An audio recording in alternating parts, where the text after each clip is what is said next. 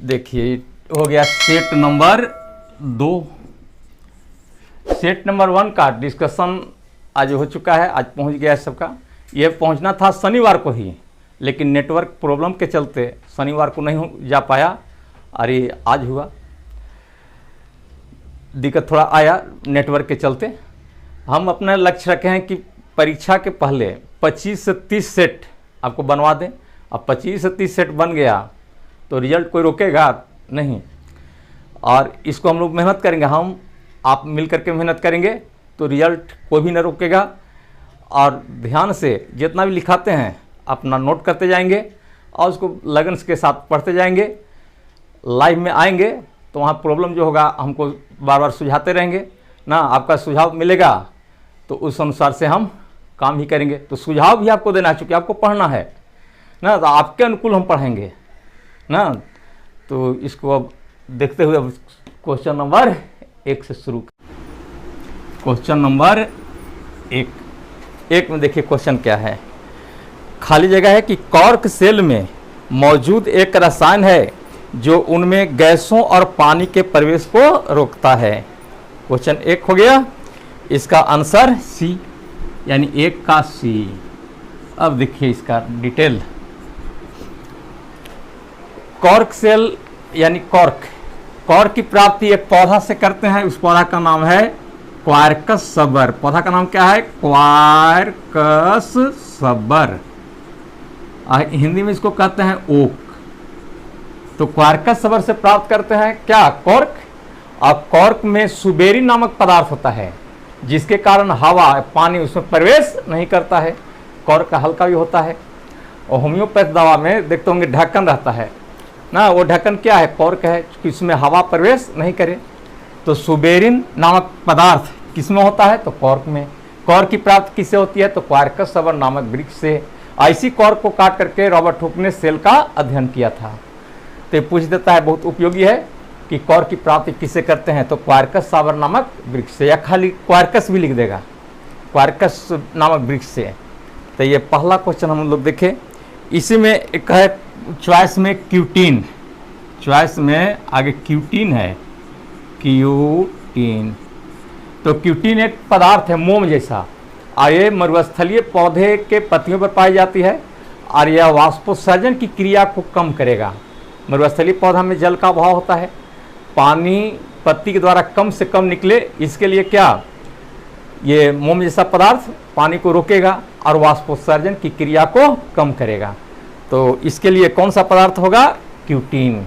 तो क्यूटीन कौन पौधा में पाया जाएगा? मरुस्थलीय पौधा के पत्तियों में ना। पूछता है कि मरुस्थलीय पौधे के पत्तियों में कौन सा पदार्थ होता है जो वाष्पोत्सर्जन की क्रिया को कम करता है? तो क्या आपका आंसर हो जाएगा? क्यूटीन। एक है काइटिन, एक है काइटिन। तो काइटिन भी एक पदार्थ है, पॉलीसेकेराइड होता है। पॉलीसेकेराइड माने एक प्रकार का कार्बोहाइड्रेट, और ये मिलता है कीट में। कीट के बाह्य कंकाल जैसे कॉकरोच है, तो इसका बाह्य कंकाल किसका बना होता है? काइटिन का बना होता है, मजबूत होता है ना। तो पूछ देता है कभी कि कीट का बाह्य कंकाल किस पदार्थ का बना होता है? तो काइटिन का। ये मरुस्थलीय पौधे में पत्तियां पर मोम जैसे पदार्थ होती है, उसका नाम क्या है? तो क्यूटीन। थोड़ा थोड़ा का अंतर है क्यूटीन और काइटिन में, ध्यान देना होगा। यह है क्यूटीन और यह है काइटिन। तो ये पहला नंबर क्वेश्चन का हम लोग डिस्कस कर रहे थे। और दूसरा नंबर अब देखेंगे। 1 नंबर का हुआ और दूसरा नंबर देखिए क्या है। दूसरा क्वेश्चन है कि बेकिंग पाउडर खाली जगह और खाली जगह का मिश्रण है। तो इसका आंसर बी, यानी 2 का बी। अब इसका डिटेल देखें। देखिए बेकिंग पाउडर, बेकिंग पाउडर। तो बेकिंग पाउडर में रहता है खाने वाला सोडा जिसका नाम है सोडियम बाइकार्बोनेट या सोडियम हाइड्रोजन कार्बोनेट। तो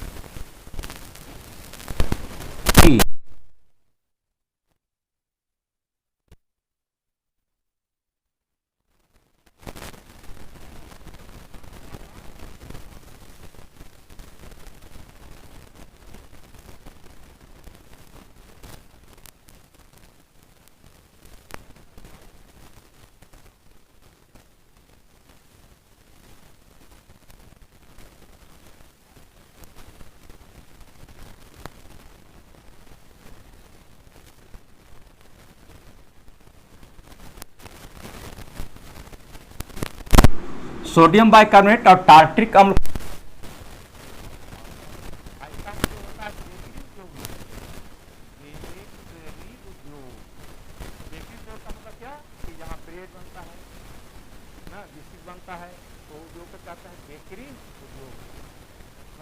देखेंगे बस और साइड ही है। अब अगर ये टूट जाएगा तो हो गया बकरी उद्योग। बकरी उद्योग नहीं बल्कि किसमें होगा, बेकरी उद्योग में। एक चीज और देखते हैं, पेट खराब हो जाता है, गैस हो जाता है, तो तीनों क्या पीते हैं, तीनों। तो तीनों में क्या रहता है, तीनों में क्या पाया जाता है, तीनों का उपयोग बड़ा धड़ल्ले से भी हो रहा है। तो इनों में रहता है बेकिंग सोडा,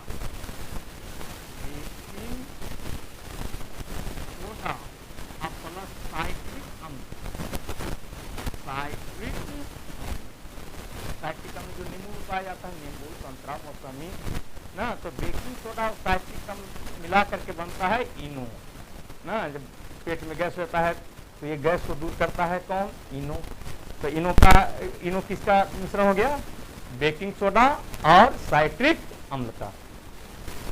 कुछ अम्ल का नाम पूछता है, जिसे कह देगा कि टार्ट्रिक अम्ल किसमें पाया जाता है, साइट्रिक अम्ल किसमें पाया जाता है। तो दो चार को दिखा दें। देखिए पहला जैसे फॉर्मिक अम्ल,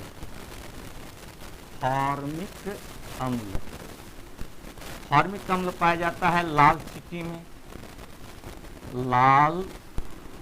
चींटी में, एसिटिक अम्ल ये मिलता है सिरका में, एसिटिक अम्ल सिरका में। साइट्रिक अम्ल नींबू, संतरा, मौसमी इत्यादि में। इसके बाद देखते हैं ऑक्जेलिक अम्ल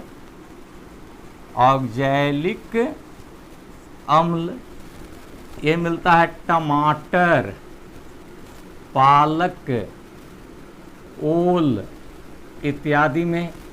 देखिए ऑक्जेलिक अम्ल टमाटर, पालक, ओल इत्यादि में पाया जाता है। अगर ज़्यादा मात्रा में टमाटर का यूज करेंगे या पालक का या ओल का यूज करेंगे तो हो जाएगा पेट में पथरी। तो पथरी किसे बनता है, तो ऑक्जेलिक अम्ल से, यानी कैल्शियम ऑक्जेलेट यौगिक हुआ इसका, कैल्शियम ऑक्जेलेट के चलते पथरी होती है। और टमाटर, पालक, ओल का सेवन मात्रानुसार करना चाहिए, ज़्यादा होने पर पथरी हो जाएगा। तो यह ऑक्जेलिक अम्ल हुआ। अगला है मैलिक अम्ल ये मिलेगा सेव में। चलिए अगला टार्टरिक अम्ल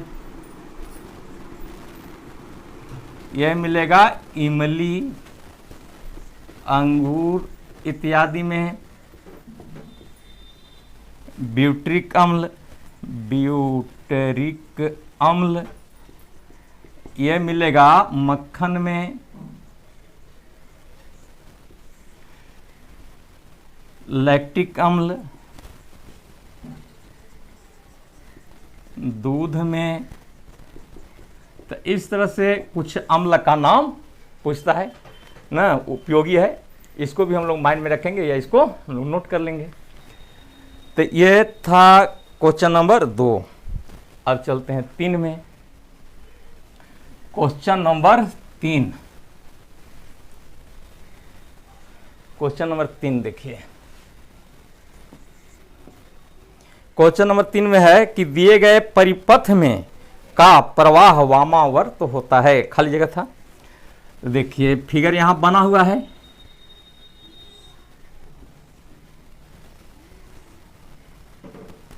फिगर बना हुआ है यहां।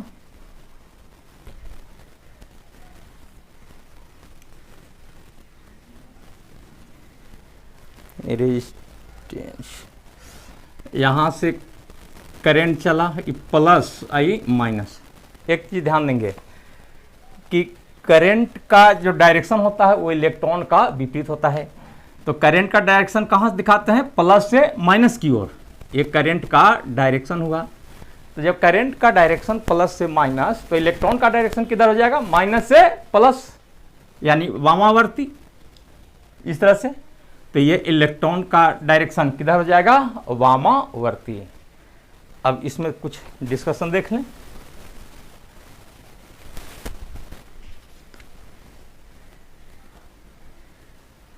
देखें पहले कि विद्युत धारा इलेक्ट्रिक करेंट। विद्युत धारा कहते हैं कि इलेक्ट्रॉन के सतत प्रवाह, पूछा कि इलेक्ट्रॉन के सतत प्रवाह को क्या कहते हैं, तो विद्युत धारा।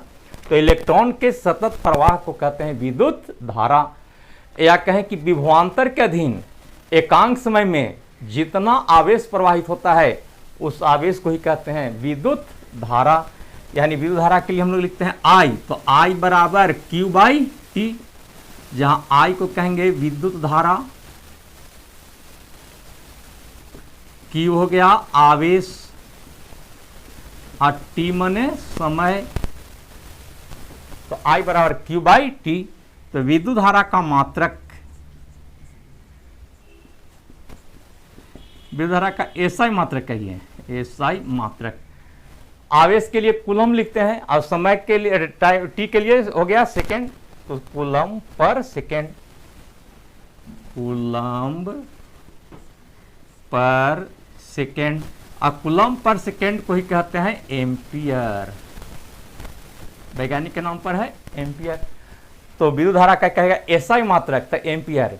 इसका एक और मात्रक है जैसे CGS होता है ना, तो इस तरह से इसमें आता है CGS के ही जैसा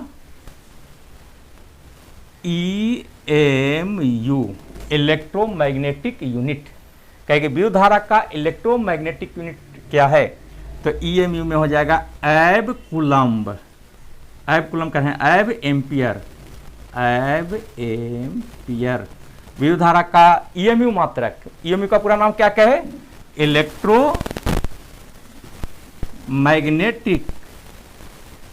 इलेक्ट्रोमैग्नेटिक यूनिट।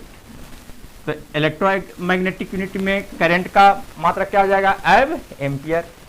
एक होता है ESU, इसका कहते हैं इलेक्ट्रोस्टैटिक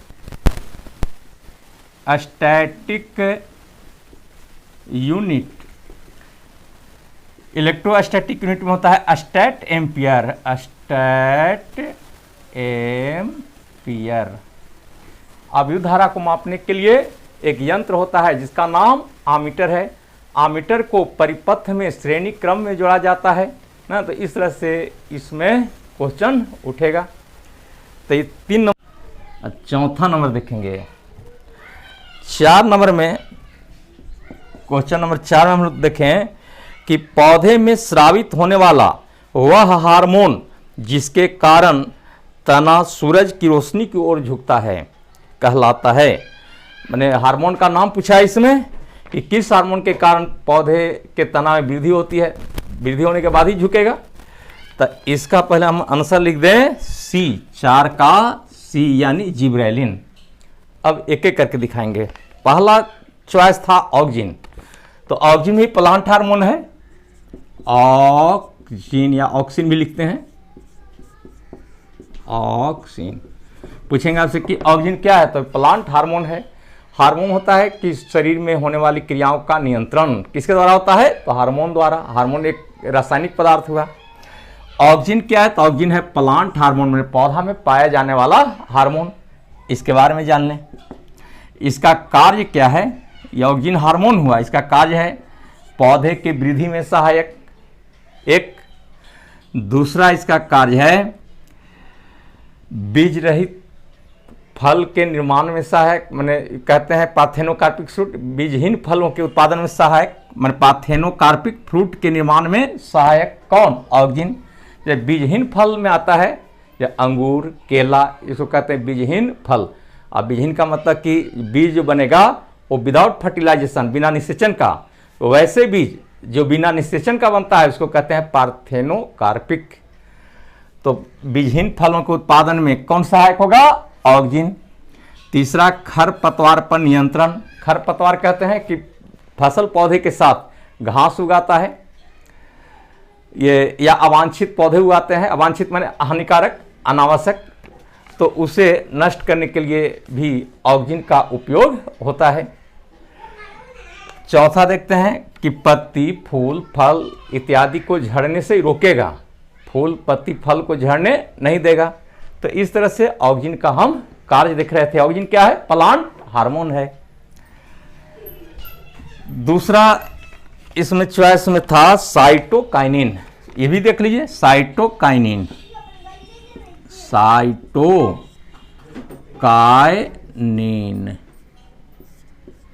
साइटोकाइनिन, ये भी प्लांट हार्मोन है ना। और इसका काम क्या होगा देखिए, सबसे इंपॉर्टेंट इसका साइटोकाइनिन का फंक्शन है क्या कि सेल डिवीजन में सहायक, कोशिका विभाजन में सहायक होता है। कोशिका विभाजन में, सेल डिवीजन, कोशिका विभाजन में सहायक।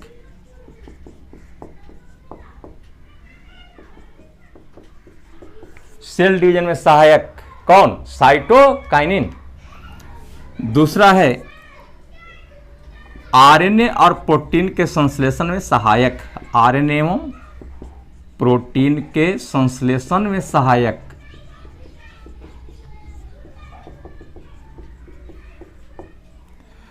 तीसरा पार्श्व कलिकाओं के निर्माण में सहायक, पार्श्व कलिकाओं, पार्श्व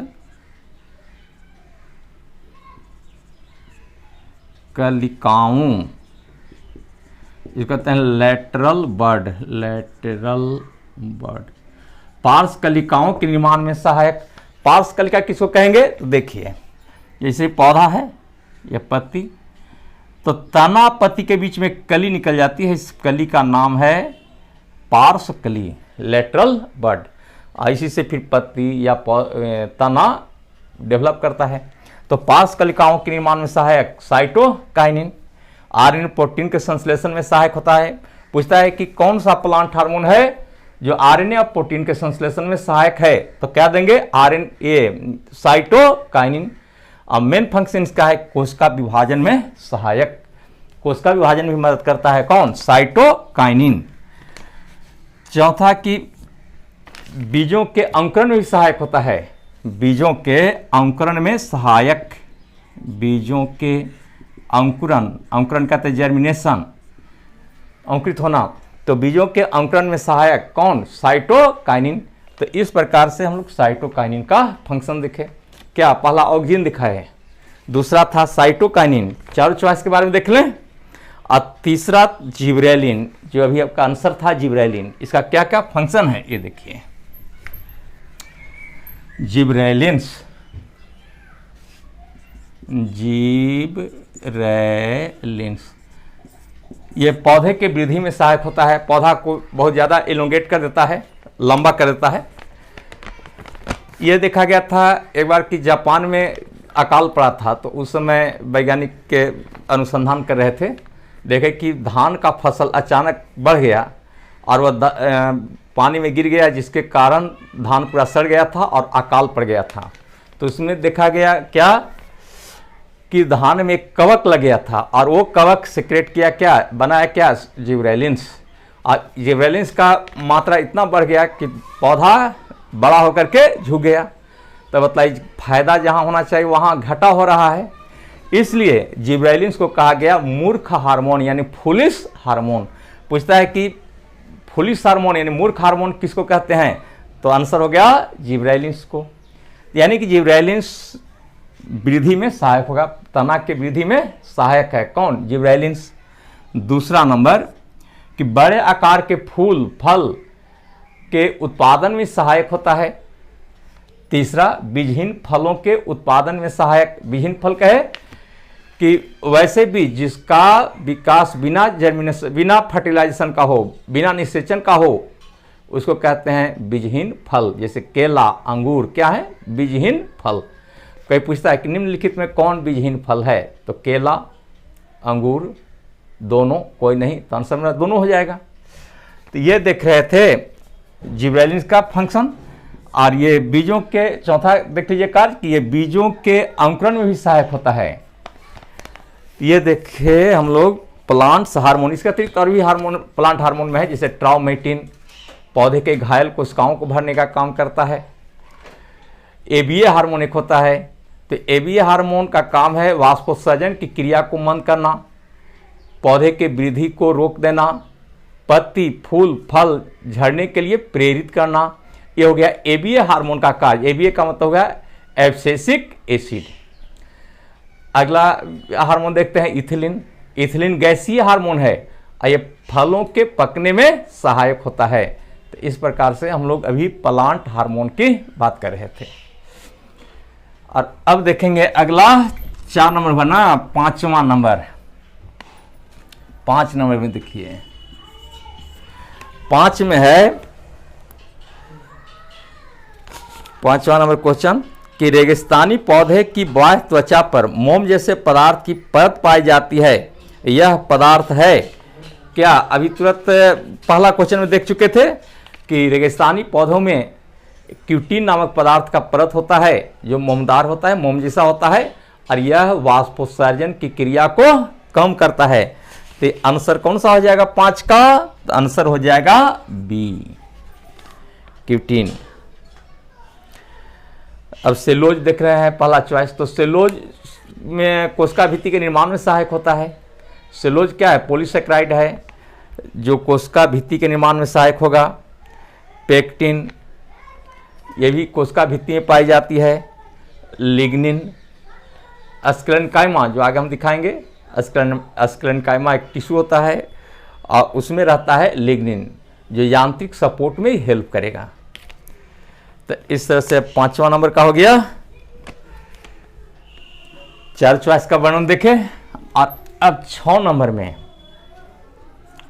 6ठा नंबर में है कि कार्बन परमाणु के बारे में C12, कार्बन परमाणु के बारे में C6 और 12 से क्या निष्कर्ष निकाला जा सकता है? C6 यहाँ C6 और 12 है, इसका मतलब हम लोग क्या निकाल सकते हैं? तो आंसर है यहाँ C। तो C दिए, C12 माने द्रव्यमान संख्या हुआ और 6 हो गया परमाणु संख्या। जितना परमाणु संख्या उतने प्रोटॉन। तो प्रोटॉन की संख्या बराबर परमाणु संख्या। इसका मतलब प्रोटॉन क्या हो गया? 6। और जितना प्रोटॉन उतने इलेक्ट्रॉन होता है। तो 6 प्रोटॉन तो 6 इलेक्ट्रॉन हो गया। और न्यूट्रॉन देखिए कैसे निकालेंगे। न्यूट्रॉन, तो न्यूट्रॉन हो गया द्रव्यमान संख्या में से घटा दीजिए प्रोटॉन की संख्या। प्रोटॉन की संख्या तो द्रव्यमान संख्या कितना? 12। तो यहाँ 12 और प्रोटॉन की संख्या 6 है तो घट के कितना? 6। यानी प्रोटॉन की संख्या 6 और न्यूट्रॉन की संख्या 6। क्या नंबर चॉइस हो जाएगा? तो चॉइस नंबर सी, 6 नंबर का हो गया सी। 6 क्वेश्चन देखे। अब देखें 7वां नंबर में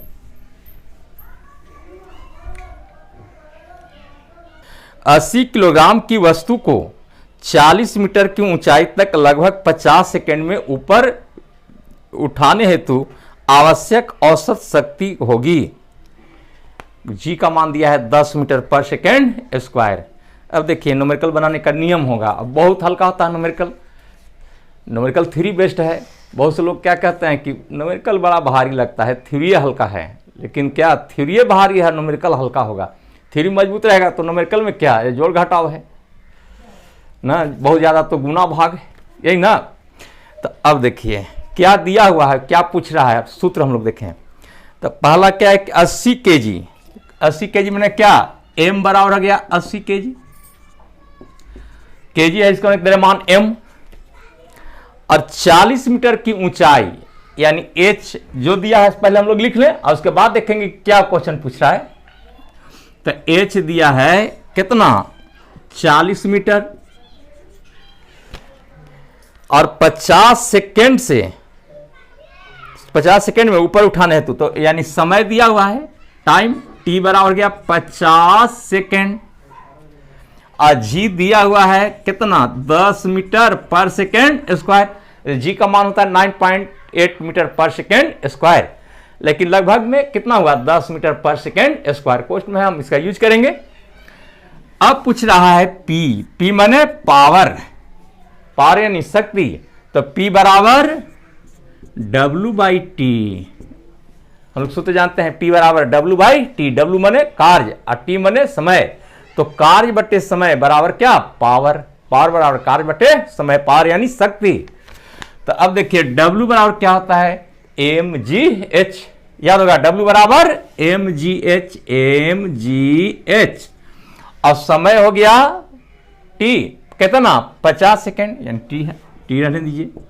मास 80 गुने 10 H कितना 40 बटे 50। चलिए तक इसको काटते हैं।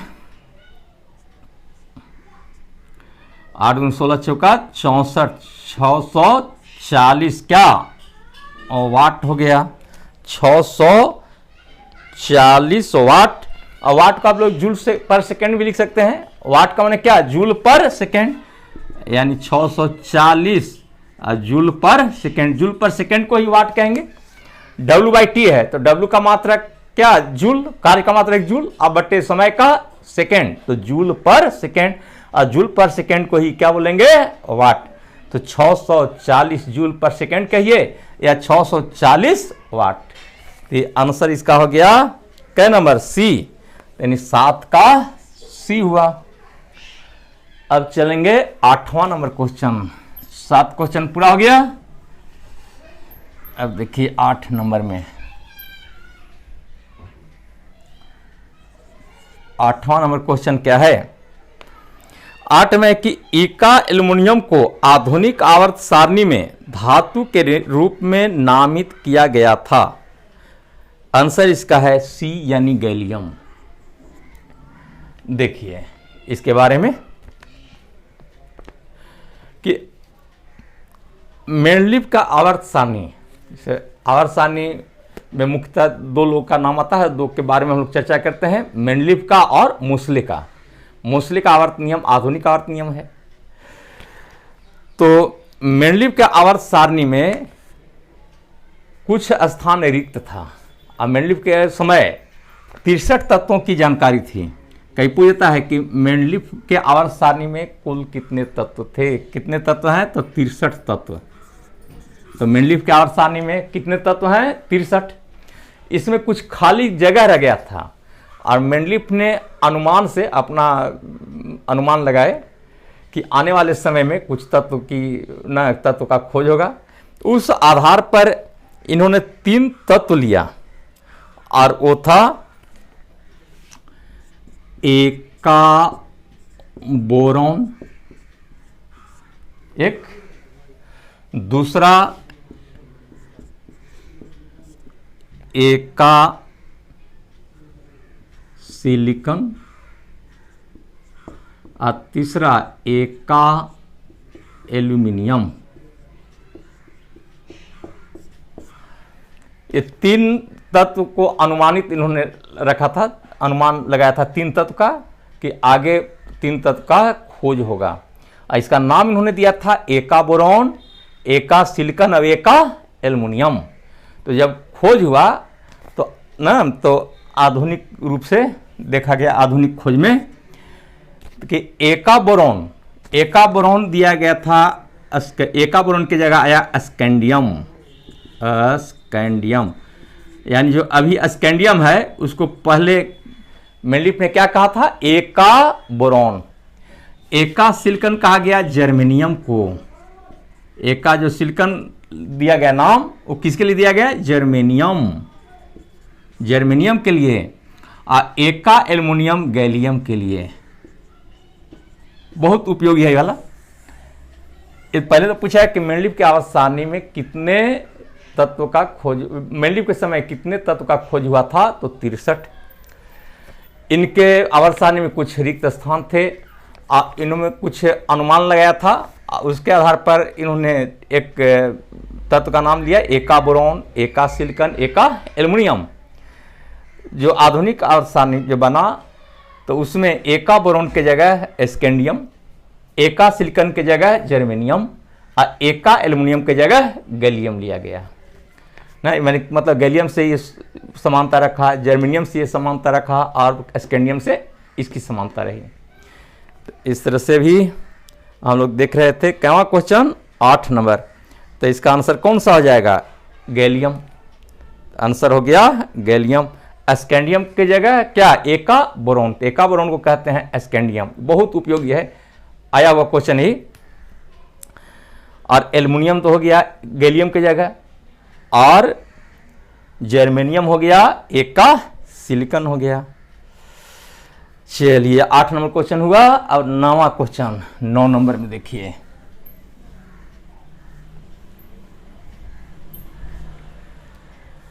क्वेश्चन नंबर 9 में क्वेश्चन क्या है कि प्रोटॉन की जानकारी प्रदान करने वाले डीएनए के भाग को क्या कहा जाता है? आंसर इसका पहले हम लोग डी करते हैं। देखिए कह रहा है कि डीएनए का भाग, तो डीएनए के भाग को जीन कहते हैं। मैंने जीन डीएनए का एक अंश है, अंश माने भाग। जीन डीएनए का एक अंश है। यह आनुवांशिक पदार्थ है जीन, जिस पर माता पिता के गुण होते हैं।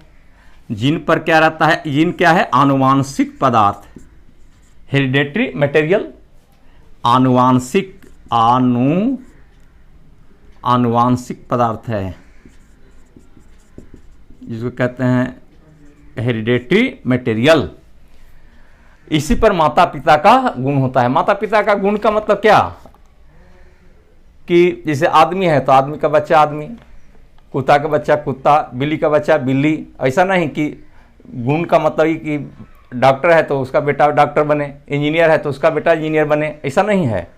इसका मतलब हुआ कि जो जीव जैसा है वो अपने समान दूसरे जीव को जन्म देगा। एक कुत्ता है तो कुत्ता को जन्म देगा, बिल्ली है तो बिल्ली को जन्म देगा, आदमी आदमी को जन्म देगा। तो ये गुण आनुवांशिक पदार्थ, आनुवांशिक गुण है। और यह आनुवांशिक गुण किस पर?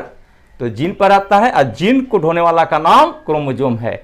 ये जीन कहाँ पर आता है? तो क्रोमोजोम पर, गुणसूत्र पर। पूछेगा ना कि जीन पाए जाते हैं कहाँ? तो गुणसूत्र, गुणसूत्र कहते हैं क्रोमोजोम पर, क्रोमोजोम पर। क्रोमोजोम के बारे में डिटेल बात करेंगे क्रैश कोर्स में।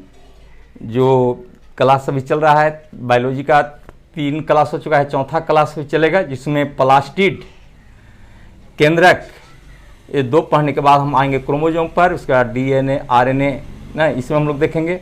और सेल से बहुत ज़्यादा क्वेश्चन आता है। सेल के बाद हम लोग फिर टिश्यू में आएंगे।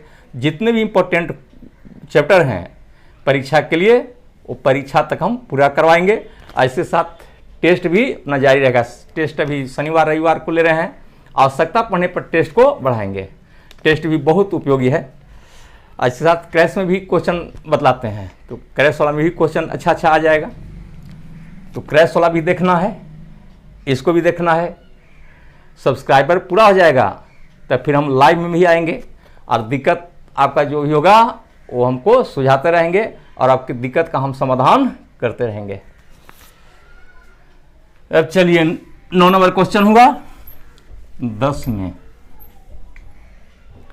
कंसेप्ट खूब बनाना है।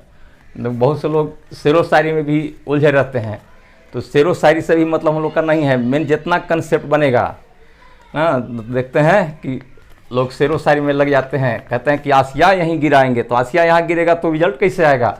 रिजल्ट के लिए आसिया नहीं गिराना है, बल्कि मन लगा करके पढ़ना है ना।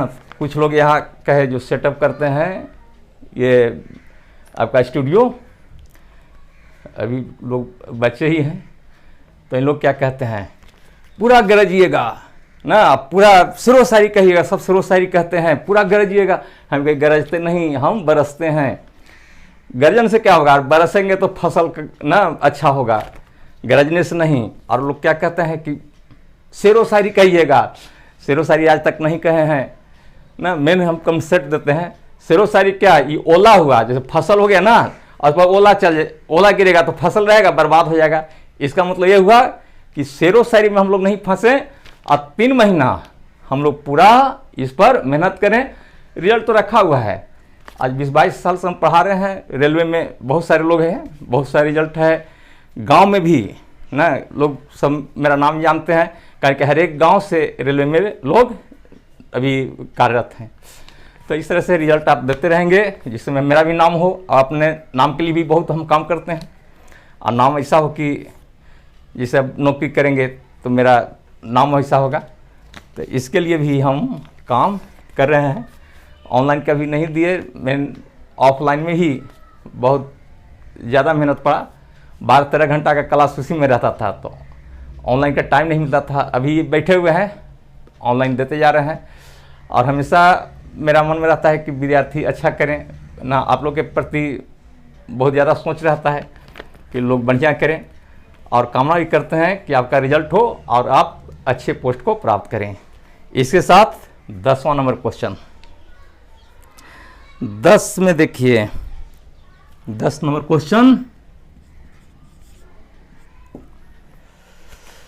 10 में है कि स्थितिज ऊर्जा किसके बराबर होती है। स्थितिज ऊर्जा को कहते हैं पोटेंशियल एनर्जी। तो पहले इसका आंसर लिख लें, सी। 10 का है सी।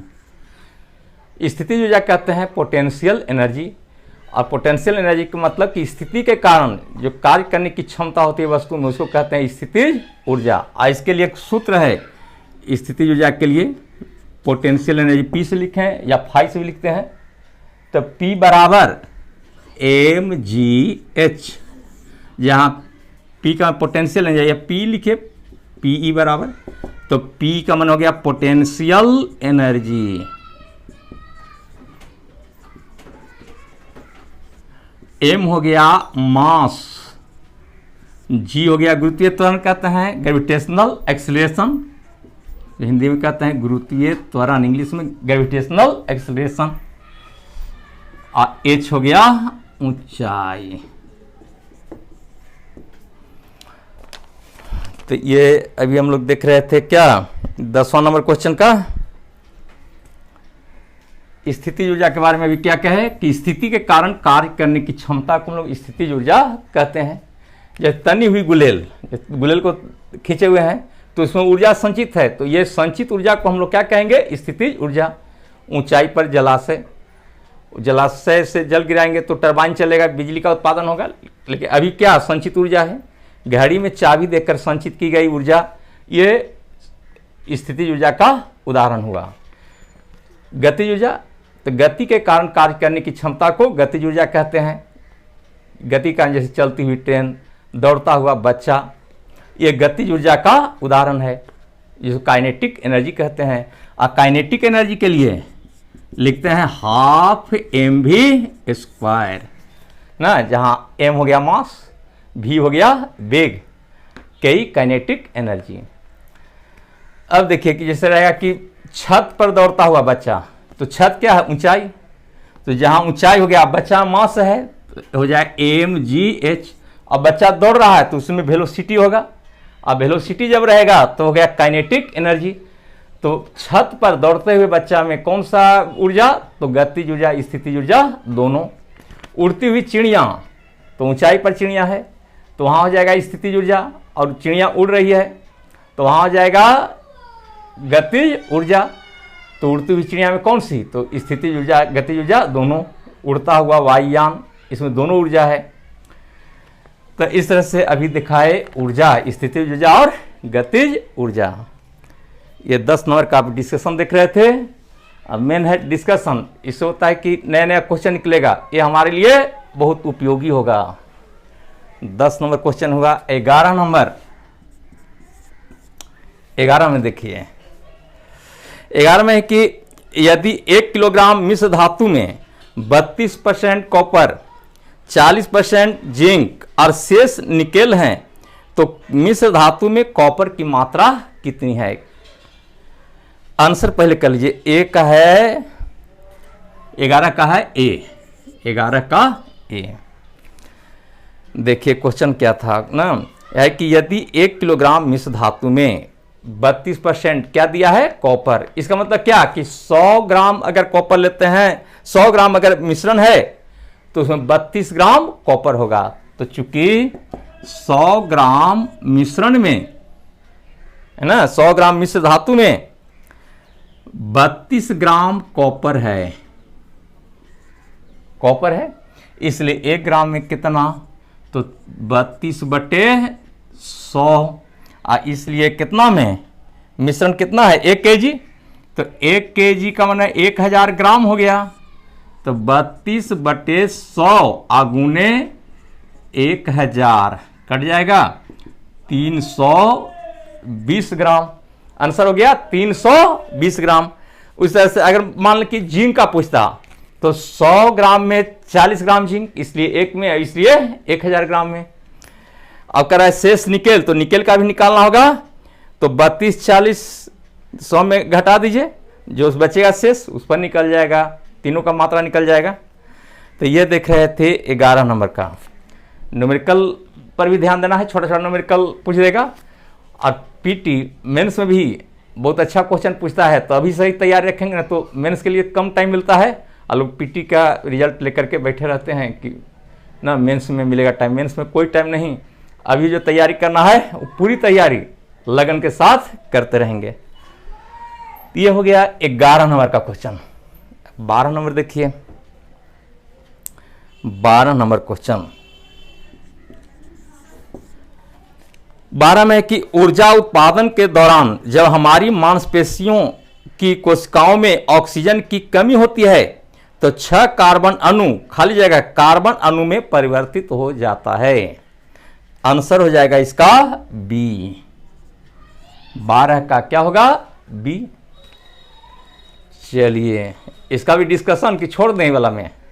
नहीं, इसका भी देख लीजिए डिस्कशन। देखिए ऊर्जा उत्पादन के दौरान जब हमारी मांसपेशियों की, जैसे हमारी मांसपेशी में पर्याप्त ऑक्सीजन न मिले ना, जैसे आप दौड़ रहे हैं या ज़्यादा हार्ड वर्क कर रहे हैं, तो वहाँ पर पेशी को अगर ऑक्सीजन पर्याप्त नहीं मिल रहा है तो वैसी स्थिति में ग्लूकोज का सूत्र है C6H12O6, ग्लूकोज टूट जाता है और ग्लूकोज टूट करके देता है लैक्टिक अम्ल, यानी C3H6O3। कई अणु? ये 2 अणु। अगर पर्याप्त कहें कि पर्याप्त ऑक्सीजन मिलता तब पर्याप्त ऑक्सीजन मिलता तो ये बनता पायरुविक अम्ल। पर्याप्त नहीं मिलता है तो कौन सा अम्ल बनता है? लैक्टिक अम्ल। और यही लैक्टिक अम्ल के जमाव के कारण थकावट का अनुभव करते हैं। जैसे ज़्यादा दौड़ते हैं तो कहते हैं ना कि थक गए हैं, थोड़ा रेस्ट लेने दीजिए, तो थक गए क्यों? लैक्टिक अम्ल के जमाव के कारण। लैक्टिक अम्ल कहाँ से बना? ग्लूकोज से। ग्लूकोज टूटता है तो बनता है लैक्टिक अम्ल। कई अणु? 2 अणु। एक अणु ग्लूकोज टूटता है तो कई अणु लैक्टिक अम्ल बनेगा? 2 अणु। और लैक्टिक अम्ल के जमाव के कारण आपको थकावट का अनुभव होगा। थोड़ा आराम करते हैं तो ये अब कन्वर्ट कर जाएगा लैक्टिक अम्ल ना, तो ये कन्वर्ट करेगा तब आपको रिलैक्स मिलेगा। तो पर्याप्त ऑक्सीजन की पूर्ति नहीं होने पर मसल्स में ग्लूकोज किससे परिवर्तित होता है? तो लैक्टिक अम्ल में। इसी तरह से देखें जीवाणु में, जीवाणु अनॉक्सी श्वसन के दौरान माने ऑक्सीजन के अनुपस्थिति में अगर श्वसन करता है तो क्या बनता है? ये पूछता है कि जीवाणु में अनॉक्सी श्वसन के दौरान कौन सा पदार्थ बनता है। तो जीवाणु में देखिए अनॉक्सी श्वसन माने श्वसन में ऑक्सीजन की अनुपस्थिति, माने बिना ऑक्सीजन का श्वसन, वैसे श्वसन जिसमें ऑक्सीजन की उपस्थिति नहीं हो, अनॉक्सी श्वसन, एनारोबिक रेस्पिरेशन कहते हैं। तो यहाँ C6H12O6 ये ग्लूकोज हो गया। ग्लूकोज टूट कर क्या देता है? एनर्जी। और ये टूट करके देता है 2C2H5OH। इसका नाम है इथाइल अल्कोहल या इथेनॉल बोलते हैं। यूपेक नेम है इथेनॉल, इथाइल अल्कोहल। इसको यूपेक नेम है इथेनॉल, इथेनॉल। अब प्लस कार्बन डाइऑक्साइड, तो ये क्या बना? Ethyl alcohol. बहुत उपयोगी है। पूछता है कि जीवाणु में अनॉक्सी श्वसन के दौरान कौन सा प्रोडक्ट बनता है? तो इथाइल अल्कोहल। कार्बन डाइऑक्साइड बहुत कम मात्रा में एनर्जी मिलेगा, चूंकि इसका पूर्ण रूप से विखंडन नहीं हुआ है, पूर्ण रूप से ये टूटा नहीं है, इसलिए एनर्जी मिलेगा लेकिन कम मात्रा मिलेगा एनर्जी। तो ये देख रहे थे हम लोग 12 नंबर का क्वेश्चन। तो क्वेश्चन नंबर 12 पूरा हुआ। देखिए क्वेश्चन नंबर 13 नंबर क्वेश्चन 13 में क्या है कि यदि 5 न्यूटन और यदि 10 न्यूटन और 5 न्यूटन के दो बल एक वस्तु पर एक ही दिशा में लगाए गए तो वस्तु पर कार्यरत कुल बल कितना होगा? आंसर हो जाएगा डी, यानी 13 का डी। कोई वस्तु है, इस पर हम दो बल दे रहे हैं एक ही दिशा में, 10 न्यूटन और 5 न्यूटन।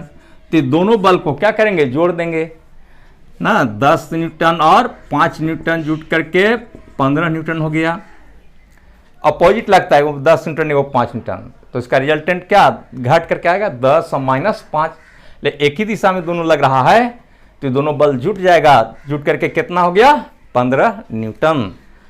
तो ये क्या क्वेश्चन हो गया? 13 नंबर 13 का हो गया डी, 13 का डी। चलिए 14 नंबर क्वेश्चन।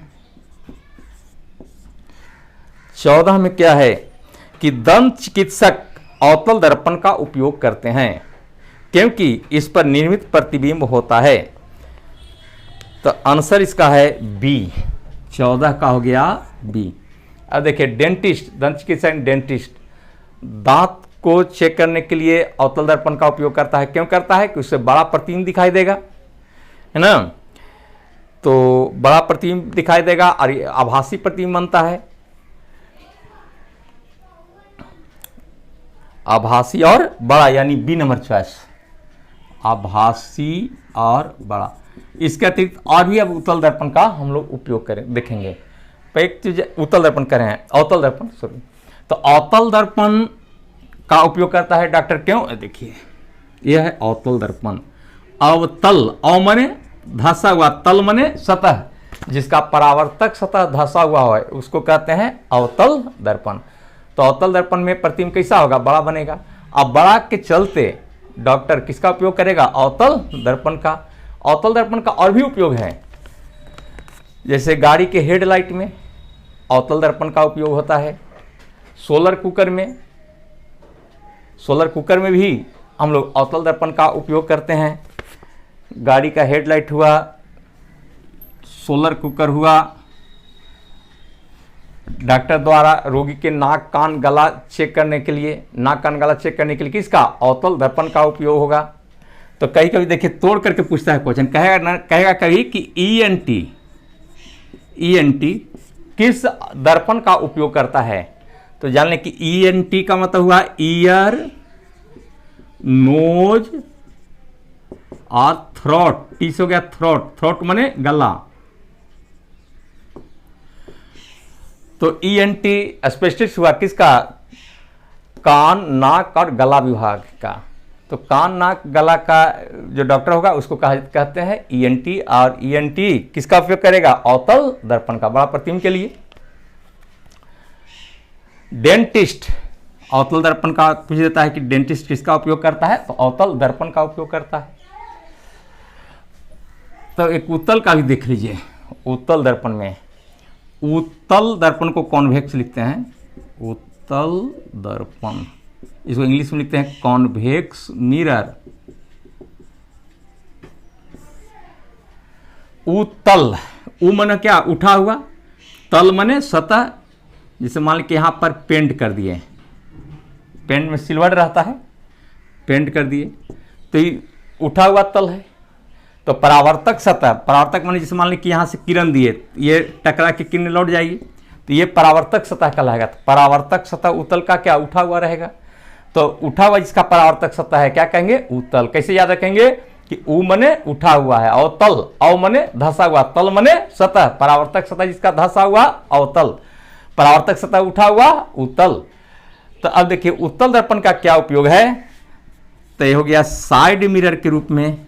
साइड मिरर, गाड़ी के साइड मिरर में ड्राइवर अपने पास जो लगाता है मिरर उसका नाम है उत्तल दर्पण, माने कि कॉन्वेक्स मिरर।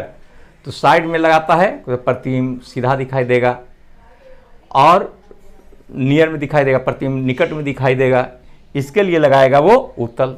अब अवतल लगा देगा तो क्या होगा, कहीं प्रतिबिंब उल्टा दिखाई देगा, अवतल में उल्टा प्रतिबिंब बनता है ना। तो ड्राइवर को क्या लगेगा कि सभी गाड़ी उलट चुकी है, मेरी गाड़ी सही है। तो इसका मतलब क्या है कि साइड मिरर से फायदा कि सीधा प्रतिबिंब दिखाई देगा, वस्तु नज़दीक में दिखाई देगा। तो साइड मिरर में कौन दर्पण लगाएंगे, उत्तल। दूसरा स्ट्रीट लाइट में, जो गली में लगा हुआ रहता है लाइट, उसमें भी उत्तल दर्पण। उत्तल का काम क्या होता है, फैलाना। तो किरण को फैलाने के लिए उत्तल दर्पण का यूज होगा। तो साइड मिरर में स्ट्रीट लाइट में कह देता है ना कि ये सड़क पर लगे बल्ब में कौन सा दर्पण होता है, तो उत्तल दर्पण होता है। अब कहे कि उत्तल दर्पण क्यों होता है, तो उत्तल दर्पण किरण को क्या करता है, फैलाता है, जहां में हम दूर तक वस्तु को देख सकें। तो ये अभी हम लोग देख रहे थे 14 नंबर का। 14 नंबर का बी आंसर था। लाइट में हम लोग पढ़ेंगे डिटेल कि दर्पण का क्या यूज है, कहां पर वस्तु रखेंगे, कैसा प्रतिबिंब बनेगा, बहुत सारा क्वेश्चन उठता है। तो अब देखेंगे 14 नंबर हुआ, 15 का देखें। अब देखेंगे क्वेश्चन नंबर 15। 15 में है कि सोडियम से क्लोरीन की ओर जाने पर परमाणु का आकार क्या होता है। कहां से कहां जाना है, सोडियम से क्लोरीन। सोडियम क्या है, धातु है। तो सोडियम से क्लोरीन की ओर जाने पर परमाणु का आकार क्या होता है, तो आंसर पहले लिख दें, घटता है। सोडियम का परमाणु संख्या 11, मैग्नीशियम 12, एल्युमिनियम 13 परमाणु संख्या है। सिलिकॉन 14, फास्फोरस 15, सल्फर 16, क्लोरीन 17 ना, आर्गन 18।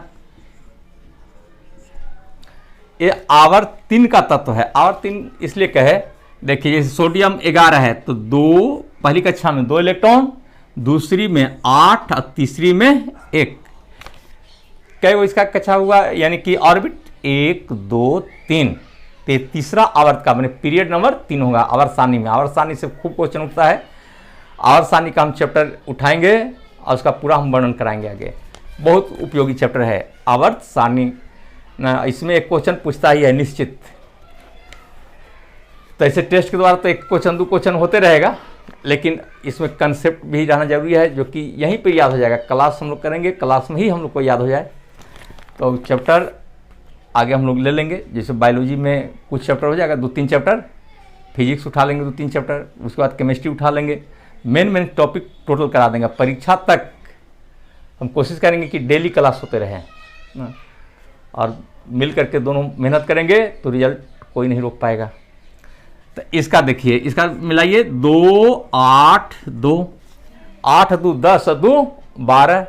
12 कक्षा में क्या इलेक्ट्रॉन 2, इसका 1। उसी तरह से एल्युमिनियम 2 8 3, सिलिकॉन 2 8 4। इस तरह से आगे हम बढ़ते जाएंगे। एक बात आप बतलाएंगे कि जैसे हम लोग बढ़ रहे हैं, परमाणु की संख्या बढ़ते जा रहा है। परमाणु की संख्या बढ़ते जा रहा है, इसका माने प्रोटॉन की भी संख्या बढ़ते जा रहा है। प्रोटॉन कहां रहता है, नाभिक में। 3 का अच्छा हुआ। तो यहां पर 11 प्रोटॉन, यहां 12 13। इस तरह से प्रोटॉन की संख्या बढ़ते जा रहा है।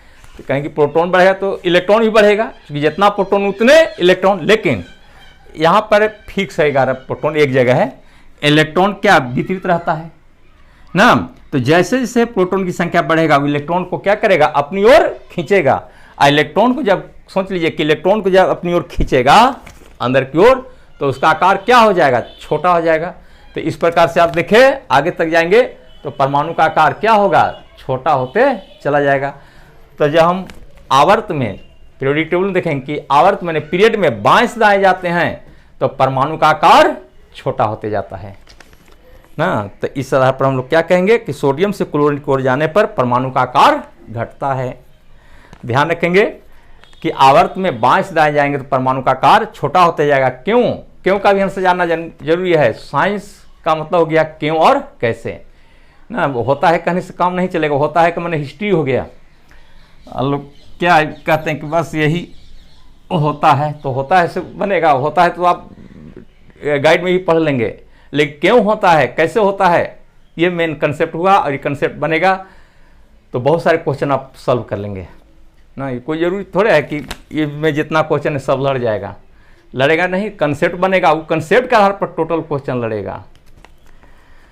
तो ये आप देख रहे थे क्वेश्चन नंबर 15 के बाद आप देखेंगे 16 नंबर।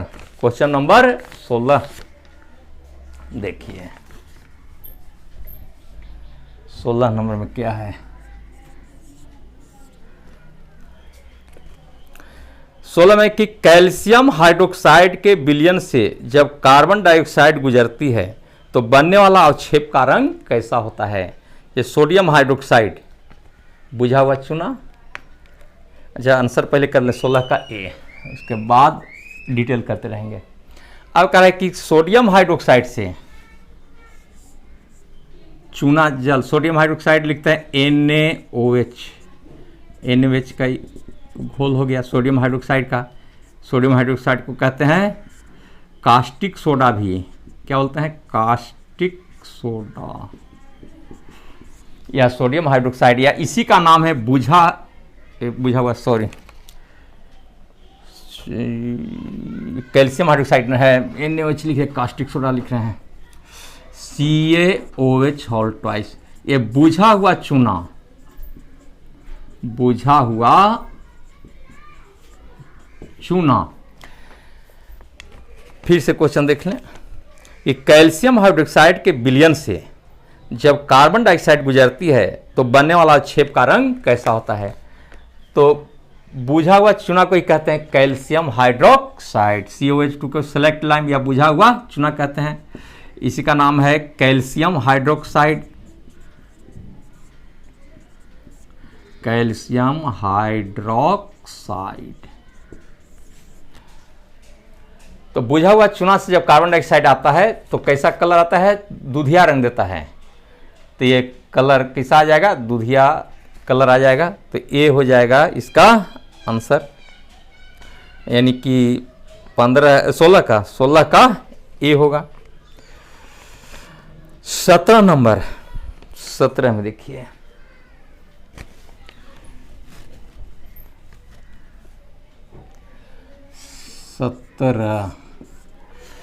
17 में है कि त्वरण का बीमा होता है। त्वरण क्या लिखते हैं? अच्छा, पहले आंसर इसका कर लें।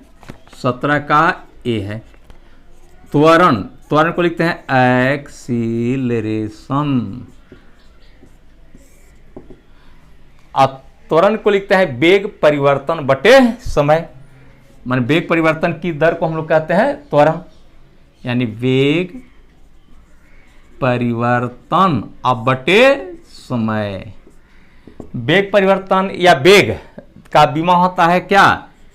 LT-1 और समय के लिए हो गया T ऊपर जाएगा तो हो जाएगा LT-2। अब देखिए बीमा यानी डायमेंशन के लिए 3 चीज लेते हैं, M L T। M का माने मास, L माने लेंथ और T माने टाइम।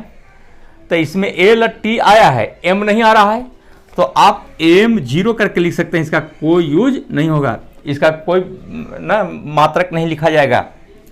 तो M0 करके लिखेंगे और नहीं भी लिखेंगे तो काम चलेगा। तो M0 L और T-2, जब इसका मात्रक लिखते हैं मैंने कि यूनिट्स लिखेंगे तो M0 का यूनिट नहीं लिखाएगा, क्योंकि डायमेंशन का मतलब होता है पावर होना मस्ट है। पावर जहाँ नहीं है वो डायमेंशन नहीं है। तो इसका मात्रक यानी कि यूनिट क्या होगा? मात्रक हो जाएगा मीटर, लेंथ के लिए मीटर, इसका पर सेकेंड स्क्वायर, यानी मीटर पर सेकेंड स्क्वायर। डायमेंशन क्या हो जाएगा, m0 l t के पावर -2 या l t के पावर -2। तो आंसर कौन सा होगा, 17 कहा गया ए, m0 l1 t-2 यही है। और अब देखते हैं 16 नंबर हुआ 17 नंबर का, 17 नंबर में आइए, क्वेश्चन नंबर 17।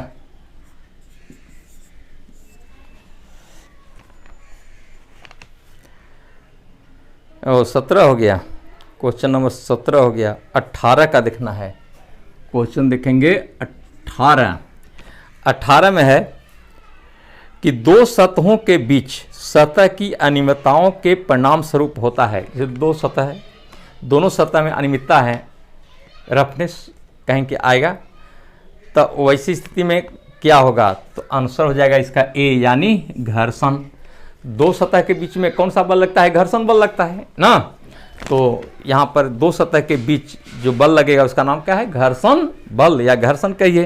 तो आंसर हो जाएगा ए यानी घर्षण। अब चलते हैं 19 नंबर, 19 नंबर में आइए। 19 में है कि एक जटिल अस्थाई ऊतक है, अस्थाई तो कहते हैं परमानेंट टिश्यू, एक जटिल माने कॉम्प्लेक्स, एक जटिल अस्थाई ऊतक है। तो इसका आंसर हो जाएगा डी। देखिए ये बहुत अच्छा इसमें आएगा आपका कंसेप्ट। कह रहा है कि एक जटिल अस्थाई ऊतक है, तो अस्थाई ऊतक का मतलब होता है कि इस प्रकार के ऊतक में डिवीजन नहीं होता है, डिवीजन रुक जाता है। देखिए पहले की पौधा में दो तरह का ऊतक होता है, एक का नाम है विभाजक ऊतक, ऊतक कहते हैं टिश्यू, इसको हम लोग डिटेल में देख लें। टिश्यू कहते हैं कोशिकाओं के वैसे समूह जिसका कार्य रचना समान हो, क्या कहलाएगा, ऊतक। तो जंतु में भी ऊतक होता है, अब पौधा में ऊतक होता है, मैंने कोशिका का ही समूह हुआ जिसका कार्य रचना समान हो। तो ऊतक दो प्रकार का होगा पौधा में, हम पौधा की बात कर रहे हैं, क्या आएगा तो जंतु का भी हम दिखाएंगे। लेकिन पौधा में दो तरह का ऊतक हो गया, एक का नाम है विभाज्योतिकी ऊतक, विभाज्योतिकी ऊतक, हिंदी में कहते हैं मेरिस्टेमेटिक टिश्यू। टर्म तोड़ करके ही मीनिंग निकाल लेंगे ना, इसमें रटने की कोई जरूरत न पड़ेगा। Meristematic, meristematic tissue. और दूसरा है अस्थाई ऊतक, अस्थाई ऊतक कहते हैं परमानेंट टिश्यू।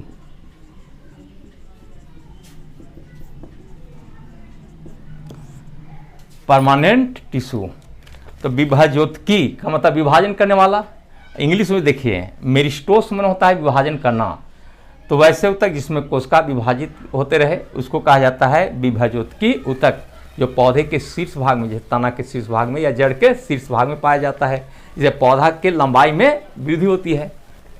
दूसरा है अस्थाई ऊतक, तो इस प्रकार का ऊतक हो गया कि इसमें विभाजन रुक जाएगा, इसमें विभाजन सेल का नहीं हो पाएगा, तो ये हो गया परमानेंट टिश्यू, अस्थाई ऊतक। तो इसमें विभाजन रुक गया इसलिए अस्थाई, ऐसे विभाजन होते रहता है, इसका नाम विभाज्योतिकी। और अस्थाई ऊतक में उपयोगी दिखा रहे हैं, इसलिए बहुत लंबा चैप्टर है लेकिन उपयोगी दिखा रहे हैं कि क्वेश्चन कहाँ से निकल पाएगा। तो अस्थाई ऊतक में दो पार्ट करते हैं मुख्य रूप से, एक का नाम है सिंपल टिश्यू माने सरल ऊतक, सरल ऊतक सिंपल टिश्यू,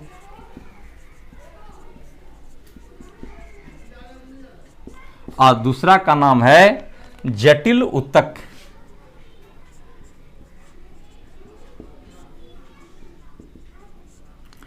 इसको कहते हैं कॉम्प्लेक्स टिश्यू।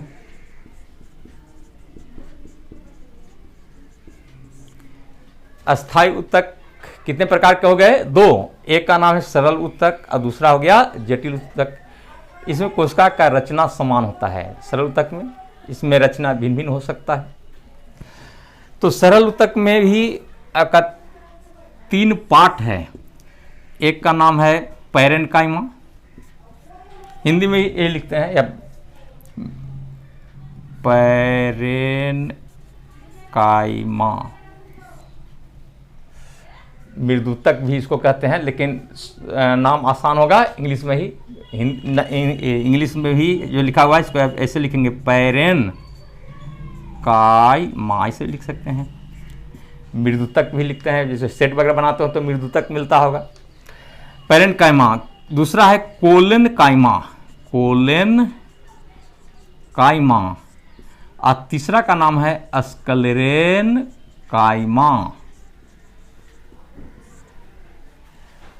स्क्लेरेनकाइमा। तो 3 तरह का ऊतक है सरल ऊतक में। तो पैरेन्काइमा कैसा होता है? तो लिविंग होता है और ये भोजन संग्रह का काम करेगा ना। यही ऊतक जलीय पौधा में रहता है, में हवा भरी होती है, तो उसका नाम है एरेनकाइमा ना। एरेनकाइमा के चलते जलीय पौधा देखते हैं तैरते रहता है पानी में। पूछेगा ना कि जलीय पौधा, अब अप्लाइड क्वेश्चन पूछता है जलीय पौधा किस कारण से पानी में तैरते रहता है, तो कहना होगा एरेनकाइमा के कारण। तो एरेनकाइमा क्या है पैरेन्काइमा ही, लेकिन इसमें क्या एयर भरा होता है, तो ये हो गया पैरेन्काइमा, लिविंग है। दूसरा है कोलेनकाइमा। तो कोलेनकाइमा का काम है लचीलापन प्रदान करना। कुछ ना पौधा देखते होंगे झुक जाता है लेकिन टूटता नहीं है। और इसमें कॉर्नर इसका ठीक होता है, जिससे मान ली कि सेल है इसका इस तरह का, तो ये कॉर्नर है, तो कॉर्नर पर ही ठीक रहता है, मोटा ना। इसमें पेक्टिन भी होता है, सेलोज का भी रहता है, और ये दोनों रहता है लिविंग। ये पूछता है कि निम्नलिखित में कौन लिविंग होते हैं? पैरेन्काइमा, कोलेनकाइमा, दोनों कोई नहीं, तो ये दोनों लिविंग माने सजीव। और स्क्लेरेनकाइमा, इसका दीवार मोटा होता है और इसमें लिग्निन का जमा होता है। लिग्निन एक पदार्थ है ना, तो स्क्लेरेनकाइमा में पूछता है कि कौन सा पदार्थ होता है, तो लिग्निन। और इसके जमाव के कारण ये डेड हो जाता है। तो स्क्लेरेनकाइमा कैसा है? तो निर्जीव रचना है, ये निर्जीव है ऊतक।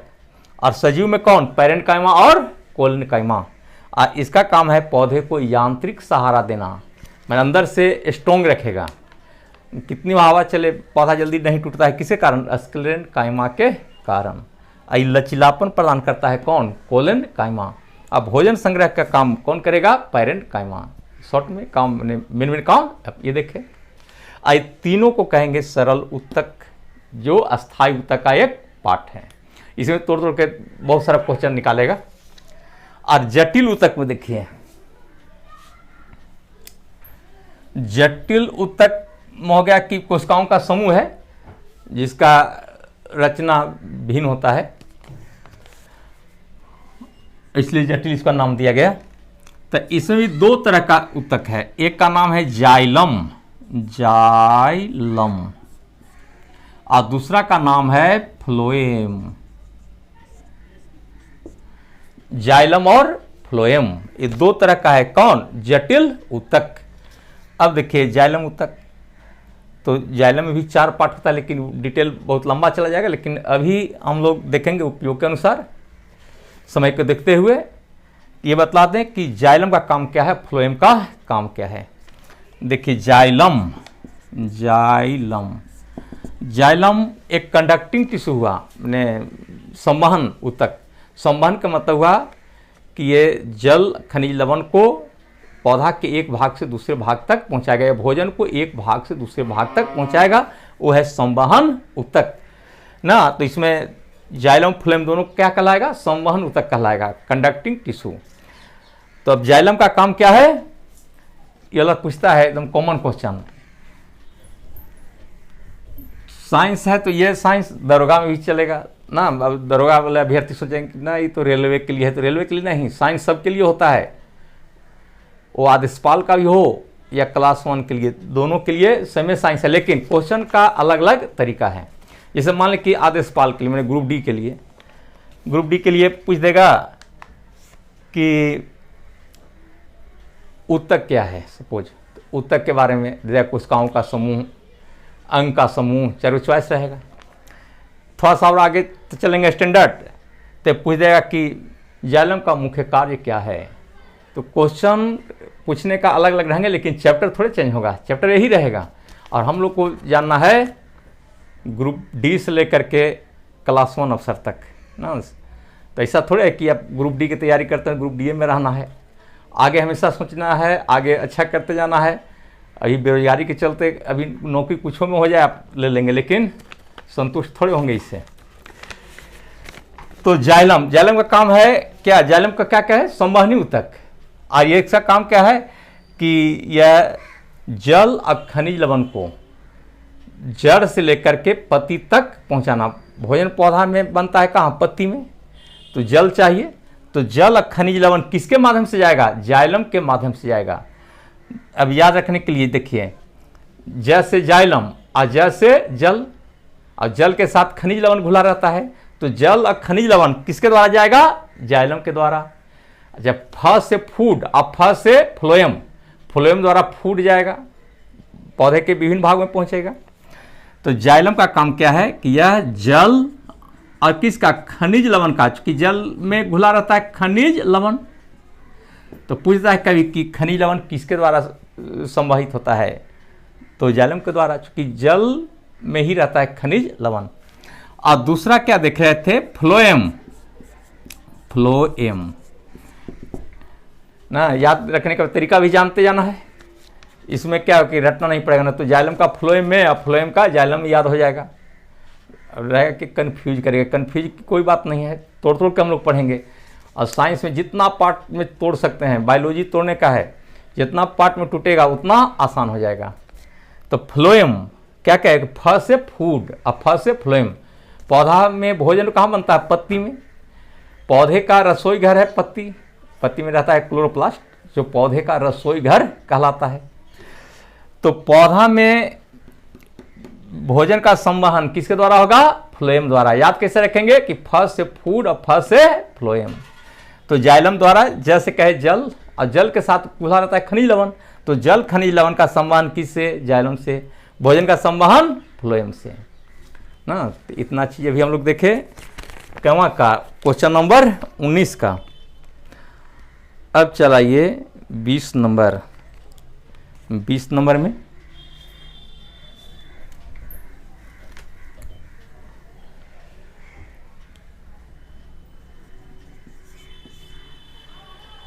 चलिए 20 नंबर क्वेश्चन है कि तीसरे आवर्त में मौजूद तत्वों में कक्षाएं हैं। इसका भी देखा थे कि आवर्त यानी पीरियड, आवर्त यानी पीरियड, एक कक्षा की संख्या यानी कि ऑर्बिट की संख्या के आधार पर ही आधारित। ये मान तीसरी कक्षा है, तो इसमें क्या, तीसरा आवर्त है तो 3 आवर्त है, तो इसमें कक्षा की संख्या कै गो होगा, 3। तो तीसरा आवर्त यानी पूछा है क्वेश्चन तीसरे आवर्त में, तो तीसरे आवर्त का मतलब हुआ आवर्त संख्या कितना, 3। तो जितना आवर्त संख्या उतने हो गया कक्षा की संख्या। तो इसमें कै गो कक्षा होगा, 3 गो। आवर्त 2, तो इसमें कै कक्षा, 2। तो कक्षा के आधार पर ही आवर्त का विभाजन होता है। तो 3 गो जब कक्षा हुआ, तो पहली कक्षा को हम लोग लिखते हैं, पहली कक्षा को के से, दूसरी कक्षा ने ऑर्बिट या सेल भी बोलते हैं, दूसरी कक्षा एल, के एल, तीसरी कक्षा का नाम एम। तो के एल और एम हो गया ना। तो आंसर कौन सा, ए, यानी 20 का answer A. Clear.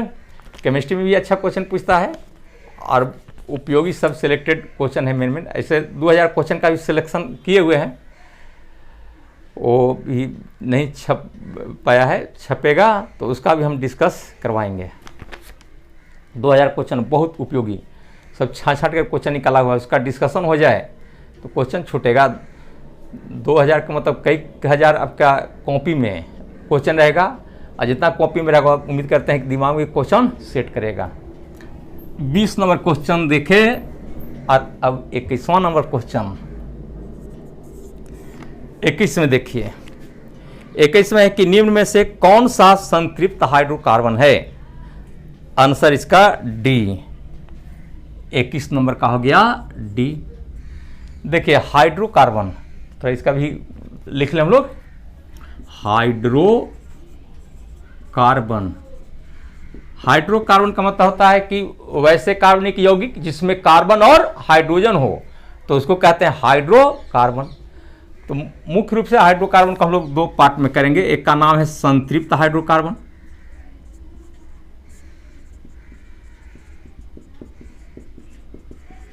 Saturated hydrocarbon,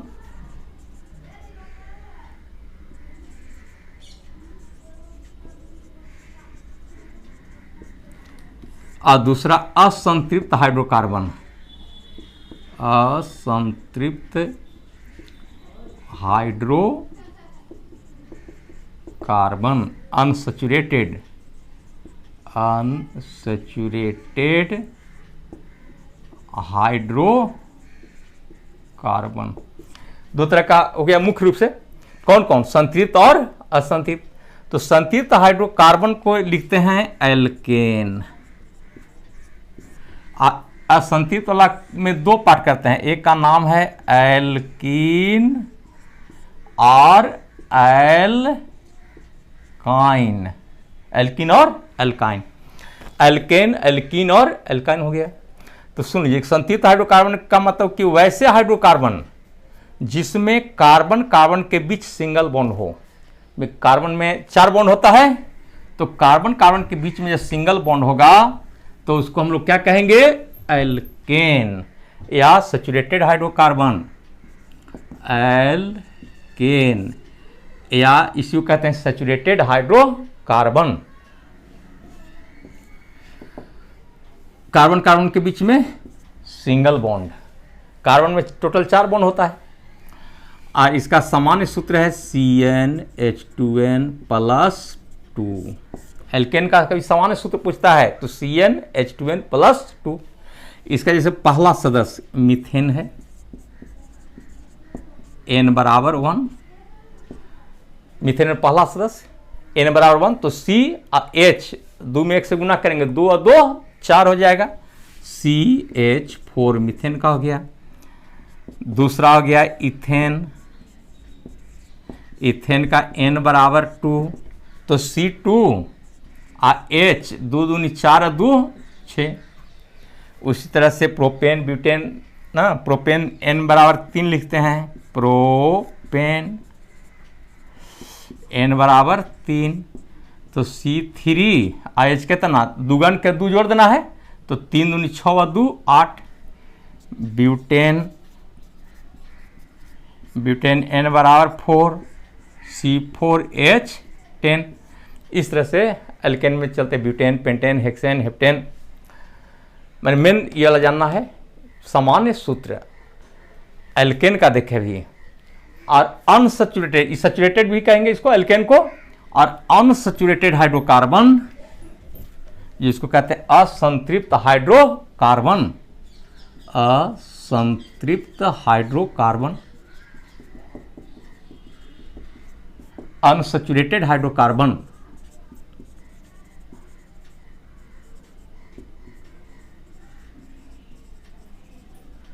तो वैसे हाइड्रोकार्बन जिसमें कार्बन कार्बन के बीच में डबल या ट्रिपल बॉन्ड हो। कार्बन कार्बन के बीच में डबल बॉन्ड ना, बॉन्ड पूरा करते हैं, कार्बन में 4 बॉन्ड होता है, 1 2 3 4, 1 2 3 4, या ट्रिपल बॉन्ड, डबल बॉन्ड या ट्रिपल बॉन्ड हो, क्या कहलाएगा? असंतृप्त हाइड्रोकार्बन। और डबल बॉन्ड जिसमें रहेगा वो है एल्कीन, और ट्रिपल बॉन्ड वाला एल्काइन। एल्काइन, डबल वाला एल्कीन और ट्रिपल वाला एल्काइन, और दोनों किसके अंतर्गत? असंतृप्त हाइड्रोकार्बन। तो एल्कीन में, एल्कीन का समान सूत्र CnH2n, और इसका Cn बहुत उपयोगी है, CnH2n-2। तो देखिए संतृप्त वाला में हो गया एल्केन में CnH2n+2, इसमें CnH2n और इसका CnH2n-2 यानी संतृप्त में दो जुड़ा, एल्कीन में दो हटा और अल्काइन में दो घटा, यानी जूटा, हटा और घटा, तीनों देखें। एल्कीन का समान सूत्र हो गया, अल्काइन का समान सूत्र, एल्केन का समान सूत्र, तीनों सूत्र उपयोगी हैं। तो चलिए क्या नंबर क्वेश्चन था? क्वेश्चन नंबर था 21 और अब चलें 22। दो क्वेश्चन बस।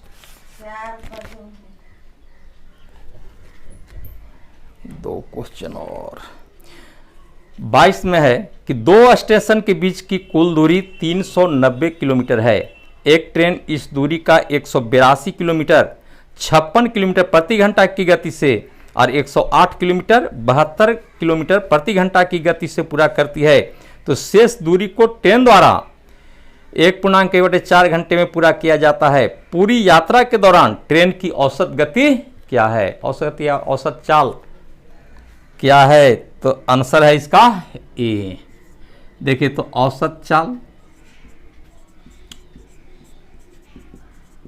मैथ में भी बनाते होंगे ना, फिजिक्स में भी है।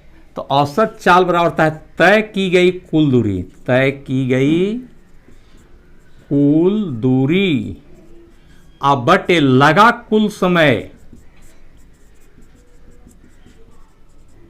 क्या क्या चीज चाहिए इसमें? दूरी और समय देखना है कि क्या दिया हुआ है। अगर मान लीजिए समय ना दिया है तो समय निकालेंगे ना। तो यहां पर समय दूगो में समय नहीं दिया है तो समय निकालेंगे हम लोग। समय बराबर क्या होता है? दूरी बटे चाल, दूरी बटे चाल। कितना दूरी है कि एक ट्रेन इस दूरी का 182 किलोमीटर 56 किलोमीटर प्रति घंटा की चाल से, 182 दूरी हुआ और चाल हो गया 56 किलोमीटर प्रति घंटा, 56 किलोमीटर प्रति घंटा एक हो गया। इसको हम लोग T1 से दे रहे हैं। और उसी तरह से T2 माने दूसरा समय, दूरी बटे चाल। चलिए 108 बटे 72, 108 बटे 72 T2 हो गया।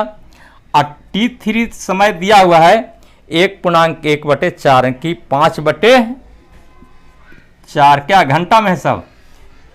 अब तय की गई कुल दूरी है, कुल दूरी कितना दिया है? 390 किलोमीटर और लगा कुल समय। सबको जोड़ देंगे, समय को जोड़ते हैं 182 अब बटे 56 और जोड़ 108 बटे 72 और जोड़ 5 बटे 4, इस सबको जोड़ देंगे तो 390 अब बटे जोड़ने पर टोटल आता है 6। आई कट जाएगा कितना बार में? 6 6 36 और 30 6 5 30, 65 किलोमीटर पर आवर। ये हो गया 22 नंबर का। 22 का हो गया ए। चलिए 23 number, question number 23।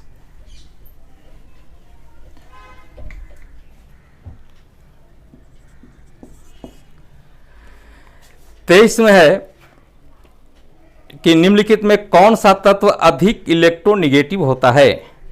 Chlorine, aluminium, sulphur, phosphorus. तो देखिए एल्युमिनियम का क्या होता है? 13। उसके बाद है फास्फोरस 15। उसके बाद दिया है सल्फर 16। उसके बाद दिया है क्लोरीन 17।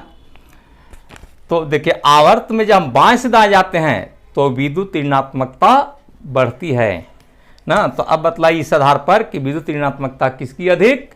तो क्लोरीन की। इस टेस्ट के आगे माने कि पहला जो टेस्ट था उसमें हम विद्युत ऋणात्मकता के बारे में बात किए हैं। ये कहे थे कि विद्युत ऋणात्मकता सबसे ज़्यादा किसका? तो फ्लोरीन का। तो यहाँ पर क्या है? क्लोरीन है। ये इसमें देखना है कि एल्युमिनियम, फास्फोरस, सल्फर, क्लोरीन में किसकी ऋणात्मकता अधिक? क्लोरीन का। क्यों? क्योंकि बाएं से दाएं जाते हैं तो ऋणात्मकता बढ़ती है। तो ये हो गया आंसर इसका ए। 23 नंबर का ए हो गया। और 24 का देखिए, 24 में कि एक घर में एक महीने के दौरान 150 यूनिट की ऊर्जा का प्रयोग किया जाता है, तो जूल में इस ऊर्जा की मात्रा क्या होगी। मैंने ऊर्जा को निकालना है किस में, जूल में। अच्छा, आंसर 24 का पहले लिख लीजिए ना, डी नंबर 24 का आंसर है डी। अब चलिए, जो घर में बिजली का यूनिट अब निकालते हैं, तो इसके लिए एक सूत्र है कि यूनिट बराबर होता है वाट गुने घंटा अब बटे 1000, यानी किलोवाट घंटा को कहते हैं यूनिट। किलोवाट घंटा, किलोवाट घंटा को क्या बोलेंगे, यूनिट कहते हैं। तो 1 किलोवाट घंटा में क्या, किलोवाट घंटा ऊर्जा का मात्रक हुआ, ऊर्जा का व्यावसायिक मात्रक किलोवाट घंटा। और 1 किलोवाट घंटा बराबर होता है 3.6 10 के पावर 6 जूल। 1 किलोवाट घंटा को हम एक यूनिट भी कहते हैं, या कहें कि 1 यूनिट बराबर 3.6 10 के पावर 6 जूल हो गया। जब 1 यूनिट में इतना जूल, तो कितना यूनिट में लिखा है, 150 यूनिट में। तो चूंकि 1 यूनिट में हो गया 3.6 10 के पावर 6 जूल, इसलिए 150 यूनिट में 10 के पावर 6 अब गुना कर दीजिए 150 से, तो ये गुणनफल आ जाएगा 5.4 10 के पावर 8 जूल। गुना करके देख लेंगे ये, तो ये आंसर हो जाएगा इसका डी। और लास्ट क्वेश्चन 25,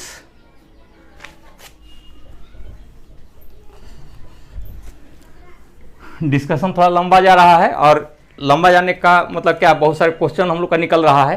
क्वेश्चन छोड़ना भी ना मुनासिब नहीं समझते हैं, क्वेश्चन जितना हो उतना हम लोग को फायदा होगा। तो बैठना पड़ेगा ज़्यादा, लेकिन क्या एग्जाम निकट में है, मेहनत तो करना ही है। तो हम लोग 25 नंबर का क्वेश्चन देख लें, पूरा हो जाएगा। निम्नलिखित में से किस तत्व में उच्च आयनीकरण ऊर्जा होती है। आयनीकरण ऊर्जा का मतलब आयनाइजेशन पोटेंशियल, जिसको हिंदी में कहते हैं आयनन विभव। और आयनन विभव का मतलब होता है कि किसी गैसीय परमाणु से एक इलेक्ट्रॉन निकालने में जितना ऊर्जा लगता है, उस ऊर्जा का नाम है आयनन विभव या आयनन ऊर्जा। तो सबसे अधिक आयनन ऊर्जा है हीलियम का। जितना छोटा परमाणु होगा उतना ही उसमें आयनन ऊर्जा का मान अधिक होगा। तो नियान, आर्गन, क्रिप्टन और हीलियम में सबसे छोटा कौन हो गया, हीलियम। तो इसमें आयनन ऊर्जा का मान सबसे ज़्यादा। तो सबसे ज़्यादा आयनन ऊर्जा किसका, हीलियम का। सबसे ज़्यादा विद्युत ऋणात्मकता फ्लोरीन। सबसे ज़्यादा इलेक्ट्रॉन बंधुता क्लोरीन। ये तीनों इंपॉर्टेंट है और तीनों से क्वेश्चन पूछते हैं। तो इस तरह से 25 क्वेश्चन पूरा हुआ सेट नंबर 2 का।